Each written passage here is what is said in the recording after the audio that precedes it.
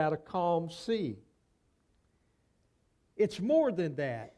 It's a life-changing moment where these disciples realized that Jesus was more than just the man that was sleeping in the back of the boat, but he was the creator of the universe.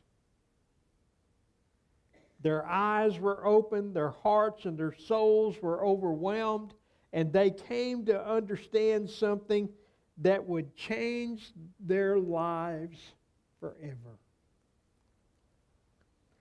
Before we get into the message, let me just kind of set the scene for you.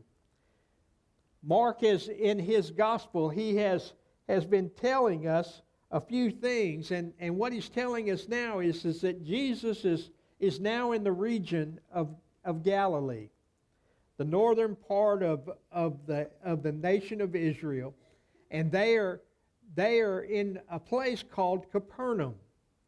In fact, it was in Capernaum where Jesus healed the man that we talked about last week, the man that had been lowered down through the roof, and he had made his paralyzation disappear.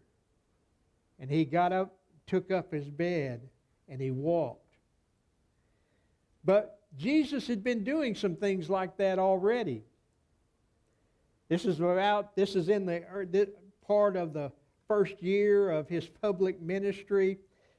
He has been back and forth to Jerusalem, and now he's back into Galilee, and he's going to spend some time in Galilee.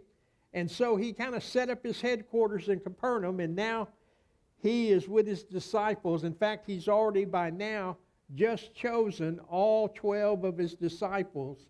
And he's been going from village to village, town to town. He's been preaching the good news of the kingdom of God. He's been healing the sick, changing the lives of people through curing them of their emotional and physical illnesses. He has just recently had cured a leper. He had been preaching to the crowds, and the crowds had begun to grow and to grow and grow. In fact, in the third chapter of Mark, it says that Jesus went out to the lake with his disciples, and a large crowd followed him. And this large crowd continued to keep building day after day after day. They came from all of Galilee, Judea, Samaria, Idumea, from the east of the Jordan River, and even as far north as Tyre and Sidon. The news about his miracles and had spread far and wide, and vast numbers of people came to see him.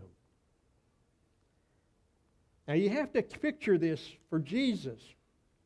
Everywhere he went, there was a crowd. They were following him. And they were asking of him. There were those that were there that were curious. There were those that were there that wanted to enter into dialogue and debate with him.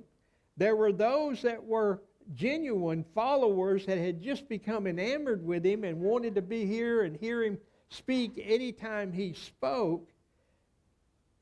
And there were those that were needy. They were needing healing. They were needing support. They were needing help in their lives. Some were coming, they were filled with demons. And we'll talk about that here in a few weeks. And so there were people. And as Jesus attended to them each day, teaching that morning and talking